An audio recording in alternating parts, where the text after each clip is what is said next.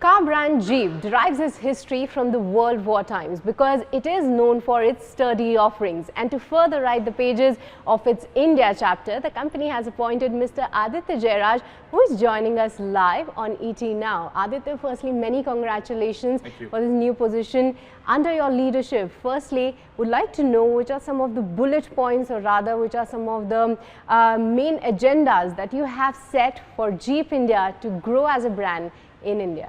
Thank you, Srishti, for taking the time to meet with me. So in terms of the key priorities, right now, the short-term priorities, they're threefold. One is to increase communication between all the stakeholders and our consumers. Right? We have to continue to build that trust, which is very strong today. We have to take it to the next level. It's trust with our consumers, and it's also trust with our partners, including our dealer partners. So that's item one for the foundation. Item two, we have to re-energize the brand, right? You know, the brand awareness is high. We have to take steps in order to increase the desirability of the brand, which ultimately will lead to increase in sales. So that's item two. And item three, we have to go back to what the Jeep brand is known for. It's not just a means of transportation. It's the first authentic 4x4 that was offered to the world. Yeah. The Jeep DNA is all about freedom, authenticity, passion, and capability. So, and with authenticity comes capability, and every Jeep is capable. It's capable of taking you anywhere at any point in time. We need to communicate this to the upper funnel, and as a result, need to showcase what the capability of our products is. Today, if you see any Jeep product and compare it to, let's say, competition, there's no match to our capability. So I think that's the most important, because consumers want this capability, and today the changing needs of the consumers, they want adventure in their life.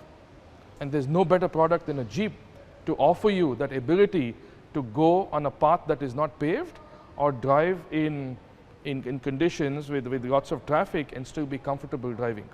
So that's the immediate agenda, to put more energy with our stakeholders, with our partners, and increase the desirability of the brand. Okay, we'll also like to know some of the new offerings that the company is planning. But before that, Aditya, if we talk about your brand positioning, so it's actually the premium vehicles that you offer, and most of them are priced more than 20 lakhs, I would say. How do you see the premium category in India growing?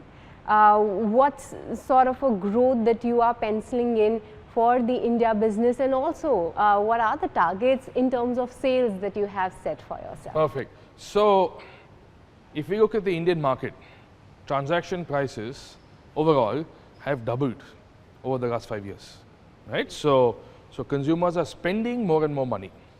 But the reason why they're spending more and more money is because they see value. If consumers don't see value, they don't spend the money. But they're willing to open up their wallets now and spend more money. So for us, when it comes to Jeep, this is a very positive phenomena, because there's more money now in the market. The opportunity for us is to showcase the value from a customer standpoint in terms of what our products offer. Whatever the price point, if consumers see value, they will accept it. Yeah. Right? So I think that's the most important action for us at this point, to showcase the value of our product. As a result, consumers will accept, and as a result, sales will go up. Now, from an India standpoint, India is in a very important piece of the puzzle globally for Stellantis, right? So it's not a very well-known fact, and that's one of my intentions to further communicate. India is the only market in the world outside of North America where Jeep produces 4 nameplates.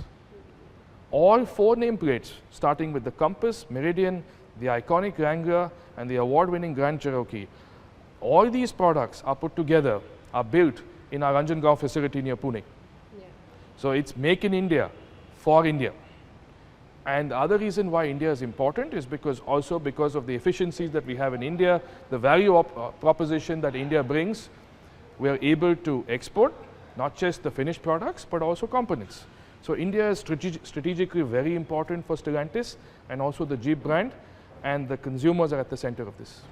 Well, yes, absolutely. But coming to some more offerings, because below 20 lakhs, a couple of expectations from the consumers were that maybe Jeep would be launching its much awaited Renegade in India. So that is one offering that the consumers are looking forward to. Any expectation or any timeline that you can share, or is that something in the near term plan? So I'll tackle it this way, Srishti. We've got 4 nameplates now. Yeah. We've got 4 strong nameplates. The first task for us is to maximize what we can with our existing nameplates, right? With Compass, Meridian, Wrangler and Grand Cherokee. So we started building the Grand Cherokee in India last year, 2021. We started building the Wrangler in India. So we have to maximize with what we have first. However, at the same time, consumer needs, consumer demands are increasing or changing rather. They're changing. So that's something we constantly keep in mind. Our planning process takes this into account. And if the consumers want a certain offering, that's something we capture and then we'll bring it to market if the case provides. So are we going to increase the lineup in India? At this point, I would say we need to focus on what we have at this point, and we are looking at other offerings where customers will see value. Okay, so anything before December 2023, any offering that is planned? I guess no. I'll say this. The answer to that is, we've got actions lined up on our existing products. On our existing products, we've got actions lined up, which you will see before the end of 2023. Okay, so that's something that we will be waiting for. But Aditya, in the India growth story, one new fuel engine is what the auto enthusiasts are looking forward to, is the EV segment. Why so is that Jeep India is not present in the EV segment yet, because from all other brands, be it the entry car segment, car companies, or from the luxury, we have the offerings of electric vehicles. What's the India strategy when it comes to EV, and what sort of ideology that the company has on the electric vehicle side? Perfect. So when you talk about EVs, the value proposition needs to exist right with the customer at the center. So this is something we take into account constantly while developing what our near-term and medium-term product strategy is. So today, consumers in different segments are asking for EVs. This is something we're taking into account while putting together our near-term strategy. So simple answer to your question, with Jeep India, EVs will come. Globally, we've got a very strong EV portfolio, electrified portfolio. We've got the 4xe, which is the new 4x4, which actually increases the capability of Jeeps by electrifying it, right? Globally, it's very successful. We have it in other markets. And the intention for us is to bring in electrified versions of our product as and when the demand is there from the customers, and overall it makes sense. So we're taking this into account, and you will see movement on this. Okay, so do you believe that the demand is still not that strong in India to get those offerings in India, or the company is still waiting for that EV push to happen in India? It's not just the demand. There are different aspects that need to work in order to make a proposition work. So it's not just demand, right? It's obviously demand is, customers are at the center of it, but it needs to make sense to the customer. The value has to be there. So that's something which is further being honed in right now.